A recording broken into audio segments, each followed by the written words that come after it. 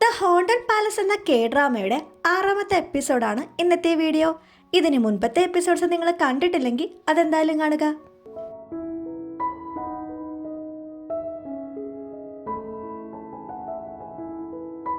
ഇമിഗിക്ക് തൻ്റെ ഉള്ളിലെ luminous പേളിൻ്റെ power കൊണ്ട് എട്ടടിപ്പൊക്കമുള്ള പ്രേതത്തെ പിടിച്ചു നിർത്താനാകുന്നില്ല. അതിൻ്റെ ഇടയിൽ കൂടെ ബ്ലൈൻഡ് ഷേമാൻ്റെ പൂജകൾ കൊണ്ട് എട്ടടിപ്പൊക്കമുള്ള പ്രേതം വീണ്ടും ശക്തിയേറിക്കൊണ്ടിരിക്കും. എട്ടടിപ്പൊക്കമുള്ള പ്രേതവുമായിട്ട് ഫൈറ്റ് ചെയ്യാൻ നോക്കിയിട്ട് ഇമിഗി ഓരോ സമയവും വീക്കായിക്കൊണ്ടിരിക്കും. അവസാനത്തെ അടവെന്നതുപോലെ രാജാവിൻ്റെ കയ്യിലെ ഗോസ്റ്റ് ബോൺ സ്റ്റോൺ കൊണ്ട് ആ പ്രേതത്തെ നേരിടാൻ അവർ ശ്രമിക്കും. ആ നേരം കൊണ്ട് ഇമിഗി പ്രേതത്തിന് നേരെ വാളുകൊണ്ട് ഒരൊറ്റ വീശ് നടത്തും. അതോടെ ഫയർ അണഞ്ഞ് പ്രേതം ഡിസപ്പിയർ ആകും. ഈ സമയത്ത് രാജാവിൻ്റെ ഭടന്മാർ ബ്ലൈൻഡ് ഷേമാൻ്റെ അസിസ്റ്റന്റിനെ പൊക്കുമെങ്കിലും അവൻ ഓടിക്കളയും. ഈ സമയം റാണി പ്രഗ്നൻ്റ് ആണെന്ന് റാണിയുടെ തോഴിമാരിൽ ഒരാൾ വഴി രാജാമാതാവിൻ്റെ തോഴി മനസ്സിലാക്കി രാജാമാതാവിനെ അറിയിക്കും. ഈ തോഴി പറയും റാണി പ്രഗ്നൻ്റ് ആണെന്ന് റാണിയുടെ തോഴിമാരല്ലാതെ പുറത്താർക്കും അറിയില്ല, ആരെയും അറിയിച്ചിട്ടുമില്ല. ഇതെല്ലാം കേൾക്കുമ്പോൾ സ്വന്തം മകൻ മരിച്ച രാജാമാതാവിന് രാജാവിനോടും റാണിയോടുമെല്ലാം ദേഷ്യം കൂടിക്കൊണ്ടിരിക്കും. ബ്ലൈൻഡ് ഷേമാൻ്റെ അസിസ്റ്റന്റിൻ്റെ രേഖാചിത്രമൊക്കെ ഉണ്ടാക്കി അവനെ കണ്ടുപിടിക്കാനായിട്ട് നിൽക്കുകയാണ് യോരിയും രാജാവുമൊക്കെ. തൻ്റെ മുന്നിൽ സംഭവിച്ച കാര്യങ്ങളൊക്കെ കണ്ടിട്ട് രാജാവിന് പ്രേതത്തിലും മന്ത്രങ്ങളിലുമൊക്കെ വിശ്വാസം വന്നു തുടങ്ങി. അതിലേറെ രാജാവിൻ്റെ കയ്യിലുള്ള ഗോസ്റ്റ് ബോൺ സ്റ്റോണിൻ്റെ ശക്തി കൊണ്ടാണ് ആ എട്ടടിപ്പൊക്കമുള്ള പ്രേതത്തെ വീക്കാക്കാൻ പറ്റിയതെന്ന് രാജാവ് മനസ്സിലാക്കും. അത് രാജാവിന് കൊടുത്തത് നൊബ്ദോക്ക് എന്ന ഏറ്റവും ലെജൻഡറി ആയിട്ടുള്ള ഷേമാനാണെന്ന് രാജാവ് യോരിയോട് പറയും. അത് അവളുടെ മുത്തശ്ശിയാണെന്ന് യോരിയും തിരിച്ചു പറയും. അതായത് ഇതൊക്കെ സംഭവിക്കുമെന്ന് നേരത്തെ തന്നെ യോരിയുടെ മുത്തശ്ശിക്ക് അറിയാമായിരുന്നു. അതുകൊണ്ടാണ് രാജാവിൻ്റെ കയ്യിൽ പണ്ടേ തന്നെ ഈ കല്ല് യോരിയുടെ മുത്തശ്ശി സമ്മാനിച്ചത്. എട്ടടി പൊക്കമുള്ള പ്രേതവുമായിട്ട് ഫൈറ്റ് ചെയ്ത് വീക്കായ ഇമുകിയാണെങ്കിൽ കുറച്ച് പവർ തിരിച്ചു കിട്ടാൻ വേണ്ടി വെള്ളത്തിലിറങ്ങിക്കിടക്കും. ഇമിഗിയുടെ ലൂമിനസ് പേളിൻ്റെ ശക്തി എട്ടടി പൊക്കമുള്ള പ്രേതത്തിന് മുന്നിൽ ഒന്നുമല്ലാതായി പോയതിൻ്റെ നിരാശ ഇമിഗിക്കുണ്ട്. രാജാവിനോട് പ്രതികാരം ചെയ്യാനുള്ള വഴികൾ ആലോചിച്ച് രാജാമാതാവാണെങ്കിൽ ബ്ലൈൻഡ് ഷേമാനെ അവരുടെ ചേംബറിലേക്ക് വിളിക്കും. രാജമാതാവിൻ്റെ സംസാരത്തിൽ നിന്നും കൊട്ടാരത്തിലെ കണ്ണട നിർമ്മിക്കാനായിട്ട് ഒരു പുതിയ പെൺകുട്ടി വന്നിട്ടുണ്ടെന്ന് ബ്ലൈൻഡ് ഷേമാൻ മനസ്സിലാക്കും. അപ്പോൾ അവളുടെ സാന്നിധ്യം കൊണ്ടാണ് എട്ടടിപ്പൊക്കമുള്ള പ്രേതം പെട്ടെന്ന് വീക്കായെന്ന് ബ്ലൈൻഡ് ഷേമാൻ മനസ്സിലാലോചിക്കും. അതുമല്ല റാണി ഇപ്പോൾ പ്രഗ്നൻ്റ് ആണ്. റാണിയുടെ കുഞ്ഞിനെ നശിപ്പിക്കാമെന്ന വാഗ്ദാനം രാജാമാതാവിന് കൊടുക്കുവാണ് ഈ ബ്ലൈൻഡ് ഷേമാൻ. ആ കുഞ്ഞിനെ ബലി കൊടുക്കുന്നതോടുകൂടി പിന്നെയും എട്ടടിപ്പൊക്കമുള്ള പ്രേതത്തെ തിരിച്ചു കൊണ്ടുവരാൻ പറ്റുമല്ലോ എന്ന സന്തോഷത്തിൽ ബ്ലൈൻഡ് ഷേമാൻ തിരിച്ചു വരുമ്പോൾ അയാൾ പെട്ടെന്ന് വീഴാൻ പോകും. അയാളെ പിടിച്ച് സഹായിക്കുന്നതോ നമ്മുടെ യോരിയും. യോരിയുടെ സാന്നിധ്യത്തിൽ ആ ഷേമാൻ യോരിയാണെന്ന് ബ്ലൈൻഡ് ഷേമാന് മനസ്സിലാകും. എല്ലാം മനസ്സിലാക്കിയ സന്തോഷത്തിൽ ബ്ലൈൻഡ് ഷേമാൻ തിരിച്ചു പോകും. തിരിച്ച് അയാളുടെ സ്ഥലത്തെത്തിയിട്ട് റാണിയുടെ കുഞ്ഞിനെ നശിപ്പിക്കാനുള്ള ആഭിചാരക്രിയകൾ തുടങ്ങാൻ വേണ്ടി സാധനങ്ങൾ എടുത്തു വയ്ക്കാൻ അയാളുടെ അസിസ്റ്റന്റിനോട് പറയും. ഇപ്രാവശ്യം അവരുടെ ടാർഗറ്റ് റാണിയുടെ വയറ്റിലെ കുഞ്ഞാണ്. കൊട്ടാരത്തിൽ നിന്ന് തിരിച്ച് വീട്ടിലേക്ക് പോകാൻ നേരം ഇമിഗി ആകെ ഡെസ്പായിട്ട് നിൽക്കുന്നത് യോരി കാണും. എപ്പോഴും സംസാരിച്ചുകൊണ്ട് നടക്കുന്ന ഇമിഗി പെട്ടെന്ന് സൈലൻ്റ് ആയപ്പോൾ അതിന് കാരണം യോരി ചോദിക്കും. ഇമിഗി പറയും എൻ്റെ ശക്തികളൊന്നും എട്ടടിപ്പൊക്കമുള്ള പ്രേതത്തിന് മുന്നിൽ വർക്കാവുന്നില്ല. അതുകൊണ്ട് തന്നെ എനിക്ക് നിന്നെ സഹായിക്കാൻ പറ്റുമെന്നും തോന്നുന്നില്ല. നിന്നെ ഞാൻ എൻ്റെ അടുത്ത് നിന്നും സ്വതന്ത്രയാക്കിയിരിക്കുന്നു. അത് കേൾക്കുമ്പോൾ യോരിയാണെങ്കിൽ അതിന് കുഴപ്പമൊന്നുമില്ല, നമുക്ക് ശ്രമിക്കാമെന്നൊക്കെ പറഞ്ഞ് ഇമിഗിക്ക് കുറച്ചുകൂടെ കോൺഫിഡൻസ് കൊടുക്കും. അങ്ങനെ ഇവർ സംസാരിച്ച് നിൽക്കുമ്പോഴാണ് 60 വയസ്സ് കഴിഞ്ഞൊരു പ്രമുഖനാണെങ്കിൽ ഈ പ്രമുഖന്മാരുടെ ചർച്ചയിൽ ഏർപ്പെടാൻ വേണ്ടി അതുവഴി പോകുന്നത്. ഈ ചർച്ചയിലാണെങ്കിൽ മിനിസ്റ്റർ ഓഫ് വാറും ബാക്കിയുള്ള ആൾക്കാരും ഉണ്ട്. ഇവരാണെങ്കിൽ രാജാവിനെ പറ്റിയും രാജാവും യൂൻഗാപ്പും തമ്മിൽ എന്തൊക്കെയോ ചർച്ചകൾ നടക്കുന്നുണ്ടെന്നൊക്കെ സംസാരിക്കും. മറ്റൊരു കാര്യം എന്തെന്നാൽ കൊട്ടാരത്തിൽ ഇപ്പോൾ 60 വയസ്സിന് ശേഷമുള്ള വൃദ്ധന്മാരെ കാണാതാവുകയാണ്. പണ്ടൊരു പറച്ചിലുണ്ട് 60-ന് ശേഷമുള്ള വൃദ്ധന്മാരെയൊക്കെ ഇമുകി വന്ന് പിടിച്ചോണ്ട് പോകുമെന്ന്. അതുകൊണ്ട് എല്ലാവരും സൂക്ഷിച്ചിരിക്കണമെന്ന് ഇവർ തമ്മിൽ സംസാരിക്കും. യോരി ഇമുകി അങ്ങനെ തിരിച്ചു പോകുമ്പോൾ ഇവരുടെ മുന്നിലാണെങ്കിൽ മിനിസ്റ്റർ ഓഫ് വാർ വന്ന് നിൽക്കും. താനാണ് ആക്രമിച്ചതെന്ന് രാജാവിനോട് ഇവനെന്താ ഇതുവരെ പറയാത്തതെന്ന് ആലോചിച്ച് എന്നാൽ അത് ചോദിച്ചിട്ട് തന്നെ കാര്യമെന്ന രീതിയിൽ മിനിസ്റ്റർ ഓഫ് വാർ അവിടെ നിൽക്കുമ്പോൾ യൂൻഗാപ്പ അതായത് ഇമിഗിയാണെങ്കിൽ മൈൻഡ് ചെയ്യാതെ മുന്നിൽ കൂടെ പോകും. അത് കണ്ട് ദേഷ്യം വന്നിട്ട് മിനിസ്റ്റർ ഓഫ് വാർ ചോദിക്കും, നിനക്കെന്താടാ എന്നെ ഒരു മൈൻഡില്ലാത്തേ? നീ എന്താ പ്ലാൻ ചെയ്യുന്നേ? രാജാവിനോട് പറഞ്ഞ് എന്നെ പുറത്താക്കാനുള്ള പ്ലാനാണോ? അങ്ങനെയൊക്കെ പറഞ്ഞ് ഒന്ന് ചൊറിയാൻ നോക്കുമ്പോൾ അപ്പോഴേക്കും ഇമിഗി തിരിച്ചു പറയും, ഒരു കാര്യം പറയാൻ വിട്ടുപോയി. ഈ വർഷം നിങ്ങൾക്ക് 60 വയസ്സ് തികയില്ലേ? ഒന്ന് സൂക്ഷിച്ച് നടക്കണം കേട്ടോ.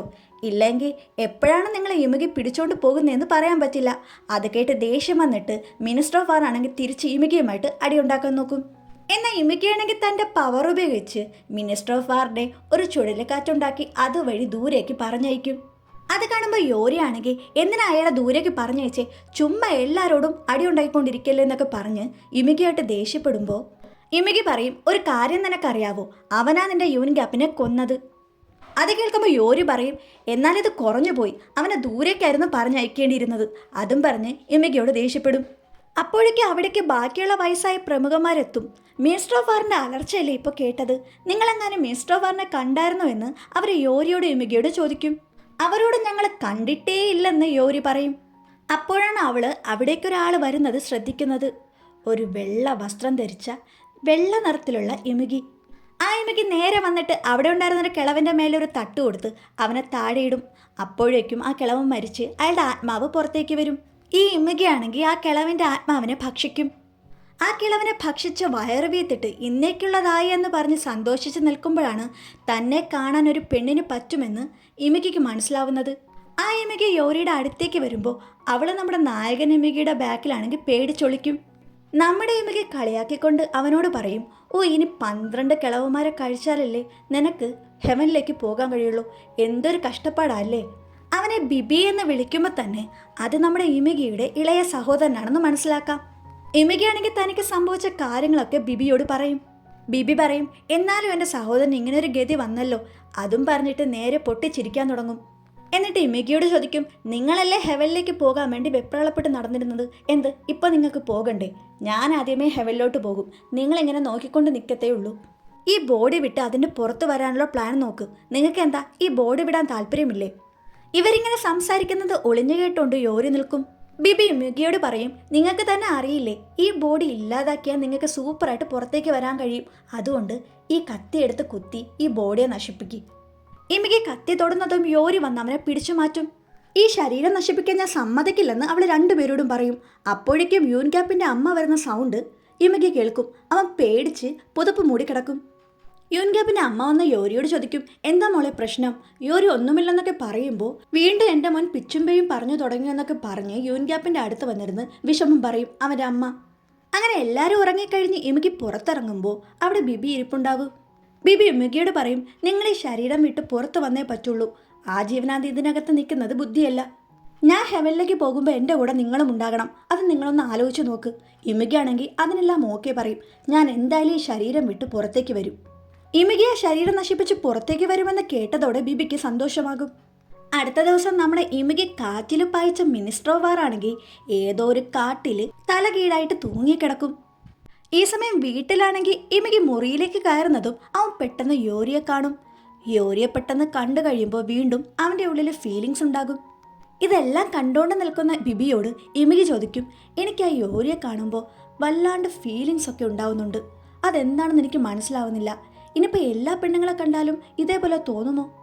അത് കേട്ട് ബിബി പറയും, ചിലപ്പോൾ എല്ലാ ആൾക്കാരെ കണ്ടാലും അങ്ങനെ തോന്നുമായിരിക്കും. അതൊന്നും നമുക്ക് പരീക്ഷിച്ച് നോക്കേണ്ടിയിരിക്കുന്നു. പ്രമുഖനായ ചോയുടെ മകളും തോഴിയും യൂൻഗ്യാപ്പിനെ അന്വേഷിച്ച് കൊട്ടാരത്തിലേക്ക് വരുന്ന സമയമായിരുന്നു അത്. യൂൻഗ്യാപ്പിനെ തേടി നടക്കുന്നത് ബുദ്ധിയല്ലെന്ന് അവളോട് തോഴി പറയും. അതൊന്നും കേൾക്കാതെ അവൾ മുന്നോട്ട് നടക്കുമ്പോൾ പെട്ടെന്ന് ഇമുകിയെ കണ്ടുമുട്ടും. അവളെ കണ്ടുമുട്ടുന്ന ഇമുകിയാണെങ്കിൽ ബിബി പറഞ്ഞതുപോലെ ഇപ്പോൾ തന്നെ അത് പരീക്ഷിക്കാമെന്ന് വിചാരിച്ച് അതേ ഫീലിങ്സ് ആ പെണ്ണിനോട് തോന്നുന്നുണ്ടോ എന്ന് നോക്കും. യോരിയോട് തോന്നുന്ന ഫീലിങ്സ് ചോയുടെ മകളോട് അവന് തോന്നുന്നില്ലെന്ന് അവനപ്പോൾ മനസ്സിലാകും. അവളെ പിടിച്ച് മാറ്റി മുന്നോട്ട് നടക്കാൻ നോക്കുമ്പോൾ ചോയുടെ മകളാണെങ്കിൽ ഇമുകിയെ പിടിച്ചു നിർത്തിയിട്ട് അവൻ അവളുടെ കയ്യിൽ കൊടുത്ത ആ ചെടി തിരിച്ചു കൊടുക്കും. നീ തന്നെ ഇത് വച്ചോ എന്ന് പറഞ്ഞിട്ട് ഇമുകി അവിടെ നിന്ന് പോകും. അപ്പോഴാണ് അവൻ്റെ മുന്നിലൂടെ യോരി നടക്കുന്നത് ഇമുകി കാണുന്നത്.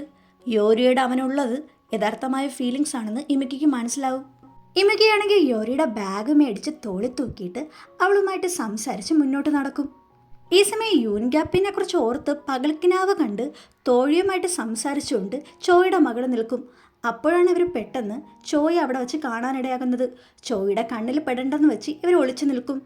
വലിയൊരു ആപത്തിൽ നിന്നും രാജകുമാരനെയും രാജാവിനെയും ഒക്കെ രക്ഷിച്ചതിൻ്റെ സന്തോഷം അറിയിക്കാൻ വേണ്ടി റാണിയാണെങ്കിൽ യോരി അവരുടെ അടുത്തേക്ക് ക്ഷണിക്കും. എന്നിട്ട് യോരിക്ക് കുറേ മധുരപലഹാരങ്ങളൊക്കെ കൊടുക്കും. അങ്ങനെ ഇവർ സന്തോഷത്തോടെ സംസാരിക്കുന്നതിനിടയിൽ റാണിക്കാണെങ്കിൽ പെട്ടെന്നൊരു തളർച്ച പോലെ ഉണ്ടാകും. റാണിയുടെ അസ്വസ്ഥതകളൊക്കെ കാണുമ്പോൾ ഉടനെ തന്നെ യോരി ചോദിക്കും, റാണി ഈയിടെയായിട്ട് ദുസ്വപ്നങ്ങൾ കാണാറുണ്ടോ? അതേന്ന് റാണി പറഞ്ഞതിന് ശേഷം അവർക്ക് കൂടുതൽ സംസാരിക്കാൻ വേണ്ടി ബാക്കിയുള്ളവരെ പുറത്തേക്ക് പറഞ്ഞുവിടും. എന്താണ് സംഭവിക്കുന്നതെന്ന് റാണിയോട് വ്യക്തമായിട്ട് യോരി ചോദിക്കും. കുറച്ചു നാളായിട്ട് രാത്രി ഉറക്കത്തിൽ ആരോ കൊല്ലാൻ ശ്രമിക്കുന്നത് പോലൊരു സ്വപ്നം കാണാറുണ്ടെന്ന് റാണിയാണെങ്കിൽ യോരിയോട് പറയും. അപ്പൊ വീണ്ടും വേറൊരു ആത്മാവ് ഇവരെ ശല്യപ്പെടുത്തുന്നുണ്ടെന്ന് യോരിക്ക് മനസ്സിലാകും. ഈ സമയം ചുഴലിക്കാറ്റിൽ പറന്നുപോയ മിനിസ്റ്റർ ഓഫ് വാർ തിരിച്ച് കൊട്ടാരത്തിലേക്ക് എത്തുകയാണ്.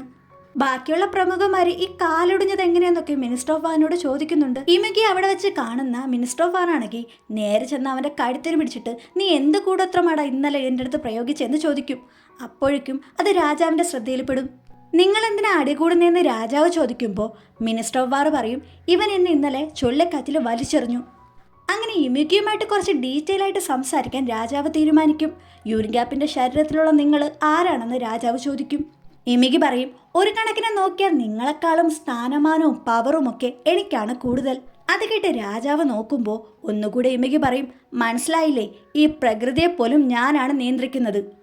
ഒന്നുകൂടെ എല്ലാവർക്കും വിശ്വാസം വരാൻ വേണ്ടി ഇമകിയാണെങ്കിൽ പ്രകൃതിയിൽ ഇടിമിന്നലുണ്ടാക്കും. ഈ സമയം യോരിയാണെങ്കിൽ ഏതാത്മാവിൻ്റെ സാന്നിധ്യമാണ് റാണി ഇങ്ങനെ അസ്വസ്ഥയാക്കുന്നതെന്ന് കണ്ടെത്താൻ ശ്രമിക്കും. എന്നിട്ട് നേരെ റാണിയുടെ അടുത്ത് പോയിട്ട് അടുത്തുള്ള പില്ലോ ചെക്ക് ചെയ്ത് നോക്കും. അത് ചെക്ക് ചെയ്യുമ്പോൾ അതിനകത്തു നിന്നും ഒരു തലയോട്ടി കണ്ടെത്തും. അത് കാണുമ്പോൾ റാണി ഞെട്ടിപ്പോകും.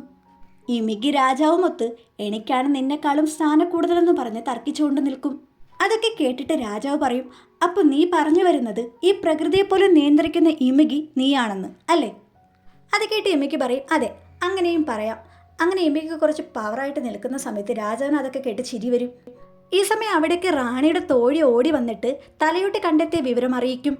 ഇപ്പോൾ റാണിയെ ടാർഗറ്റ് ആയിട്ട് ഇതൊക്കെ സംഭവിക്കാൻ കാരണം എന്തെന്ന് രാജാവ് ചോദിക്കുമ്പോൾ റാണി പ്രഗ്നൻ്റ് ആണെന്ന വിവരം രാജാവിനെ പോലും അറിയിക്കില്ലെന്ന് പറഞ്ഞ് മറച്ചു വെച്ചിട്ടുള്ള കാര്യം തോഴി അറിയിക്കും. ആ തലയൊട്ടിയുടെ അകത്തു നിന്നും വീണ്ടും ഒരു പൂജിച്ച തകിടുള്ളൊരു സംഭവം കിട്ടും. ഇതിന് പിന്നിൽ ബ്ലൈൻഡ് ഷേമാനാണ്. ആ പൂജിച്ച തകിടിന്റെ ലക്ഷ്യം റാണിയുടെ പിറക്കാത്ത കുഞ്ഞിനെ നശിപ്പിക്കുക എന്നതാണ്. ഒരു പ്രേതത്തിന്റെ ശല്യം ഒഴിപ്പിക്കാൻ നോക്കുമ്പോൾ അടുത്തതായിട്ട് അടുത്ത പ്രേതം വന്നിരിക്കുന്നു. ഇതെല്ലാം കൂടെ കണ്ടും കേട്ടും നിൽക്കുന്ന രാജാവിന് ആകെ ടെൻഷനാകും. രാജാവ് അവിടുന്ന് പോയി കഴിയുമ്പോൾ ഇമികിയോട് യോരി പറയും, ഈ പ്രേതത്തെ നമുക്ക് എങ്ങനെയെങ്കിലും കണ്ടെത്തണം. അതും പറഞ്ഞവൾ മുത്തശ്ശിയുടെ പൂജാ സാധനം എടുക്കും.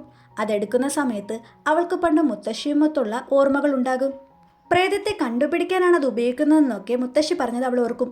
പെട്ടെന്ന് തന്നെ ആ പ്രേതം അവരുടെ മുന്നിൽ വരും. അതിനെ പിടിക്കാൻ വേണ്ടി ഇവർ നോക്കുന്ന സമയത്ത് അത് ഓടി വെള്ളത്തിൽ ഒളിച്ചു കളയും. അതിൻ്റെ ഉറവിടം ജലമാണെന്ന് യോരിക്കും ഇമിക്കിക്കും മനസ്സിലാവും. അതിനെ പിടിക്കാൻ തന്നെ അവർ തീരുമാനിക്കും.